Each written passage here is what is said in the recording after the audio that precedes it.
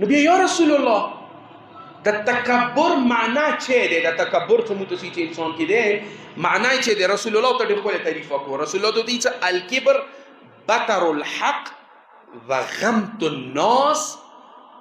تکبر د دغه یی چې حق نه مخ وړوي، حق نه مني، و غمت الناس او د خلکو توهین کوله، سپکه کوله. انسان سپک ګڼي. مثلا که ته چا سره کېناستې جامې کې هغه ځانه کام ګڼي، دې ته ویلی شي چې ته متکبر یې. متکبر کس هغه دی چې هغه بل ځانه کام ګڼي. انسان ته پکار دی چې کله کور نه راوځي، مخته روایت مې لیکلي دي چې که چېرې یو انسان کور نه راوځي پکار دی کوم کس هغه سره میلاویږي هغه ته سوچ وکړي چې دا ما نه خدای سره به نږدې وي. باشه بیا د تکبر نه ورور ورې کوي الله رب العزت. کوم کس کې چې تکبر وي تر اول صفات قرآن بینام.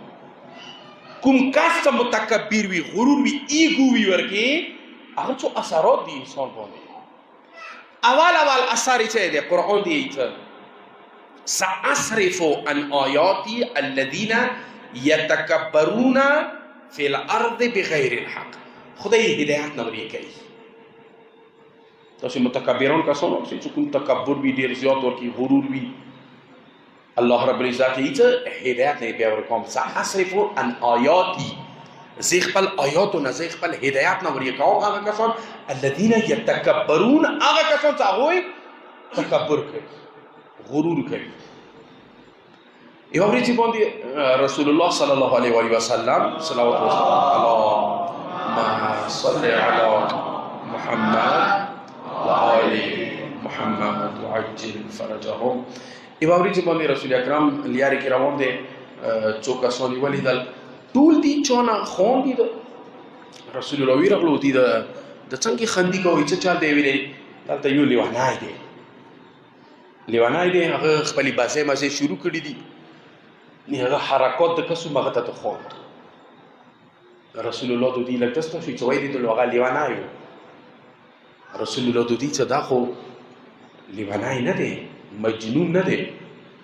رسول الله د دې رسول الله پوښتنه کوي خو یا رسول الله دا مجنون بیا څه ویل چې دا مجنون نه دی، چې دا لیوانای نه دی، بیا دا لیوانای دی چوک. نن زه درته وښیم چې لیوانای چوک دی. مو تاسې بازار کې پلانکای نامې نه خو تاسو ټول ته پاته دی پلانکای لیوانای دی. مو تاسې کېنوو یا نن سبا خو مشهور لیوانیانو سره ټیک ټاک یا جوړوي چې مکه وایرل شو، چې ته لیوانای وي غریب کمزوري هغه بیا ځان سره کېنوي خبرې سو کې ټیک ټاک ورسره جوړوي. لیوانای هغه نه دی.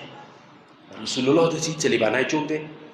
المبتخر فی مشیه الناظر فی اطفیه المحرک جنبیه بمنکبته. رسول الله دی چې لیوانای حقیقت کې هغه کس دی چې هغه بازار کې یو چې روان وي، سترګې آش کې وي یا موټر کې سترګې کړوي، مزاریا قدم هغه کېږي تکبر سره، یعنی ځان چونه لاندې نه ګڼي، ټول مخلوق هغه ته لاندې برېږي.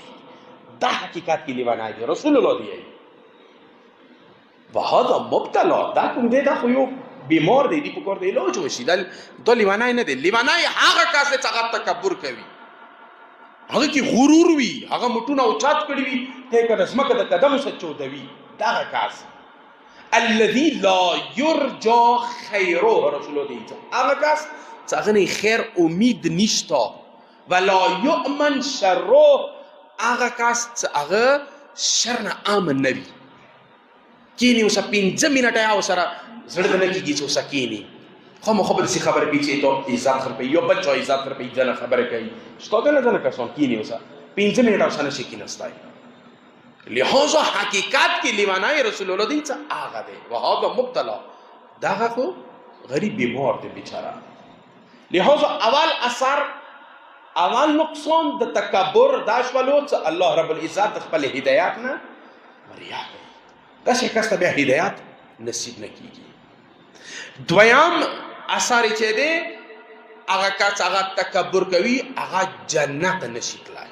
متکبر کس چې کله جنت نشي تلای.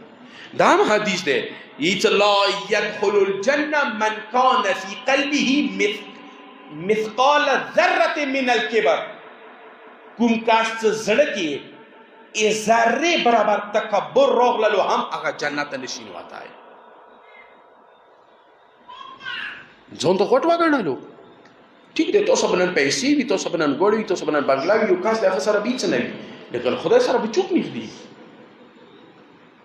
خدای خود ایتو لباس نه کسی خدای خو ایتو بنگلا نه کسی خدای ایتو علم نه کسی خدای عمل کسی خلوص کسی نیت کسی هغه نیت کې خدای کته نیت کې عملی چا خدای لہذا کوم کاس کې چې ذره برابر تکبر راغللو ځنه وخت مو تکبر کوو پیږي نه ونی استاد انت تکبر دکای ځان ته پټ کړي نه اوسه په ډیر الجزام خالق نه حقیقت کې تبکای ته د پاتې نه لګي نکله وخت انسان ته پاتې نه لګيږي په تکبر جملې ونوځي اینو جاست اورسته څنګه طریقې سره تکبر انسان ته نه وبرسي لہذا جنت ادا شکاس نشي داخلي دریام اثار څه هغه واجینا تکبر واجینا انسان ته حاصلېږي دریام اثار دا چې قیامت دې باندې به هم ذلیل وي دا کار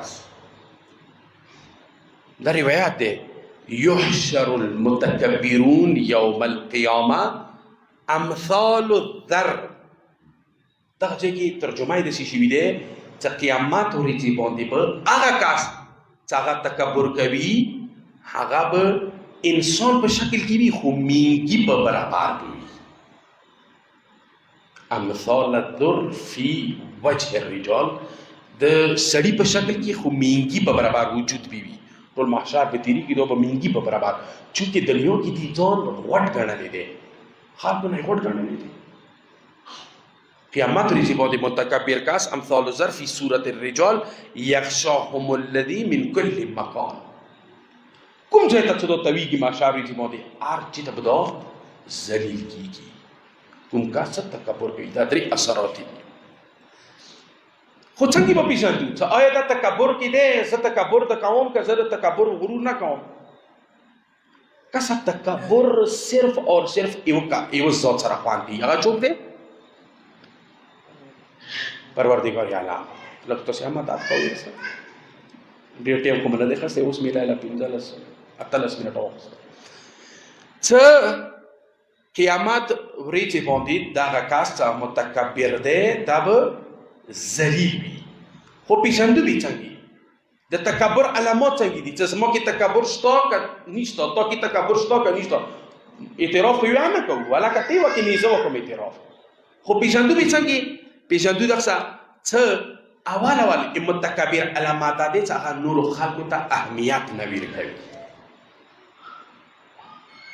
سلام کی پہل نہ کوي یو علامت دی ویلی اوس مثلا زه هوسه یم پریدا ما کله اول در ته سلام کی هغه بعد صوت سلام دا تکبر شو پریدا ذکر بلیم زه مطلب وحدی والا یم استاد یم زه څنګه سلام ته وچم شاګرد ته وکړ اول دوه ته سلام وچي هغه بعد څه جواب ورکوم دا تکبر علامات دي پکور دې ته سلام وچاوه وبل علامات دا بل مؤمن خبره کټوي کله مثلا جامع کې نو څه خبره ته کو پرېږده یو مؤمن خبره تمامه کی ویګو ته وچو کله خبره ختم شو اغنبات خبره شو که جواب وکړه اذا بل مؤمن خبره کټوله مطلب دا د اهمیت نه ویل کوي دغه د تکبر علامات لہذا دا درې علامات دي دا کچېرې ما کې دي تا کې دي په کار کوشش وکړو چې دا ځان وباسو اول سلام وچوه دویم دا چې کله یو مؤمن ناست دی هغه خبرې ما کټوه نورو مؤمنانو ته اهمیت ورکړه او بل شی غریبانو سره کېنه اکثر دا تکبر مطابق